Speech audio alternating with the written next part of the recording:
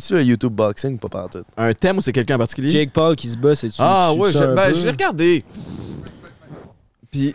Oh. J'étais en train de me jouer après la saucisse. Je regarde les Paul Brothers, puis Jake Paul a l'air... Tu sais, je comprends qu'il est haïssable, puis tout ça, puis je comprends aussi qu'à un moment donné, bon, il s'est battu contre une coupe de jambon, puis qu'il il est temps qu'il fasse ses preuves pour vrai. Là, je pense qu'il se bat contre Anderson Silva, qui s'en vient. Tu sais, c'est cool, mais je trouve que ça vient un peu du pareil au même, puis il est pas capable de... En fait, il est pas capable de booker un fight, puis je pense pas que c'est ce qu'il essaie pas de le booker, mais tu sais, là, il est rendu au point où c'est un bon boxeur. Il faut qu'on ait une unité de mesure par rapport au vrai boxeur professionnel. Fait qu'il faudrait qu'il se mesure contre quelqu'un. Puis en même temps, il a l'air d'être dans une position où un vrai boxeur veut pas aller contre lui parce que d'un coup que ça vire mal, ça finit sa carrière à lui. Fait qu'il est comme dans un catch-22.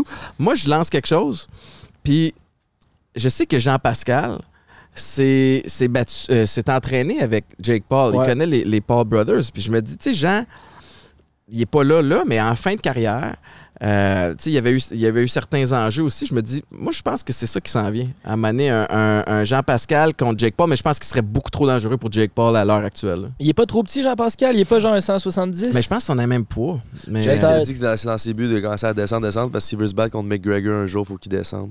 Ça serait quand même... Mais c'est rendu depuis le McGregor-Mayweather qui était vraiment...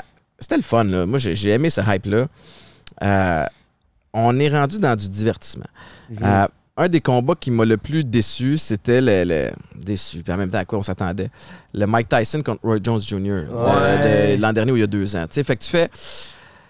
Tu sais, c'est un sparring. C'est quelque chose de cool de voir un sparring entre 2 légendes, mais hype-le pas comme si ça va être le combat heavyweight. Il n'y aura pas de knockout. Non, les gars, puis ils se parlent, puis comme OK, là, tu sais. Puis c'est correct, il faut qu'ils se protègent là-dedans aussi. Mais on est dans du spectacle. Fait que si tu le vois comme du spectacle, puis que ça te tente de dépenser 79,99 US pour voir un spectacle, c'est cool. Mais il n'y a rien qui accote dans les dernières années Fury Wilder. En boxe. La UFC. Okay. Non, la vraie Fury Wilder, oui, en boxe. Tyson Fury contre Deontay Wilder, là, ça c'était pour moi vraiment le fun à regarder. Ce que j'allais dire, c'est que en termes de cacotte, il y a la UFC. Mais en termes de boxe, c'est vrai que ce sont au top. UFC aussi. Puis UFC, c'est rendu. Tu sais, à l'époque, je parle comme un vieux, man. Sorry, guys. Sorry, les jeunes. C'est chill, bro. Dans le temps, il y avait comme un gala au mois et demi, tu sais. Là, t'as un gala UFC quasiment à chaque semaine. Puis à un moment donné, t'as comme des super galas là-dedans. Fait que c'est pas tous les galas UFC qui m'intéressent, moi. Je suis pas un expert non plus. Mais Chris qui font une bonne job de promotion comparé à la boxe. Vraiment. Mais là, je veux pas qu'on parle de fighting parce que je sais qu'il y en a beaucoup à la maison que ça intéresse pas, mais il y en a que ça intéresse super. Juste, prédiction, Silva ou Jake Paul? Jake Paul, je pense que Silva, d'un, c'est un gars de UFC, de 2, j'ai rendu à 40. Il a battu un boxeur de genre 51 victoires, 4 défaites. Ouais, il vient d'avoir un gros combat. Là. Ça paraît que t'as travaillé à RDS, tu viens de commenter comme un gars à RDS, man. Je pense que...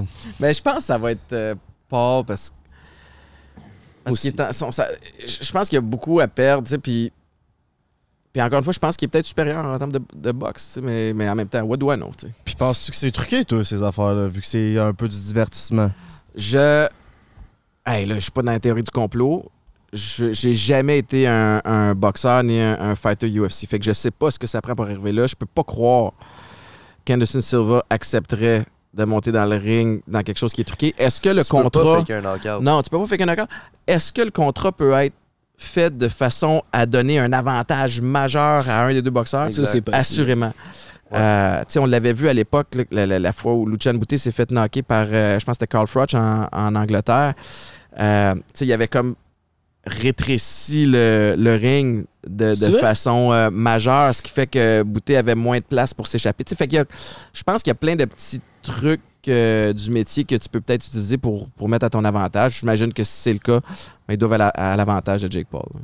Clairement, on avait parlé avec Max Sparrow, un médaillé d'or olympique qui est passé sur le podcast, puis il disait que quand les Jeux olympiques étaient au Canada, c'était beaucoup plus facile pour eux parce qu'il y avait le temps de tout analyser, la neige qu'ils allaient prendre, tous les tissus pour le vêtement, tout était fait en façon qu'il était beaucoup plus performant que si c'est dans le fin fond de la Russie ou en Chine, tu sais. Ouais, où ils te permettent, où t'arrives puis tu le découvres. Surprise, tu sais. Exactement.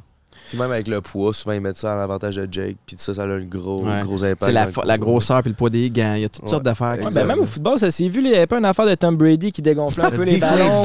Il y avait le Deflategate. Effectivement, il a été puni pour ça, mais apparemment que c'était intentionnel puis qu'il dégonflait les ballons un petit peu. Ça, c'est pour que ça soit plus facile à pogner. C'est plus facile à garder de la grip dessus. Chaque équipe offense, ils ont leur ballon, c'est ça? Ouais, exact. Okay. Mais j'avais écouté Mathieu Proulx, puis il m'avait dit que... Ben, il m'avait dit à moi, parce que j'étais téléspectateur à RDS. Il est pas venu sur le podcast en passant, t'es invité, mon minou. Mathieu Proulx avait dit que c'était pas la première fois qu'il entendait ça, puis il est déjà arrivé dans sa carrière que ça se produise. Toutes les...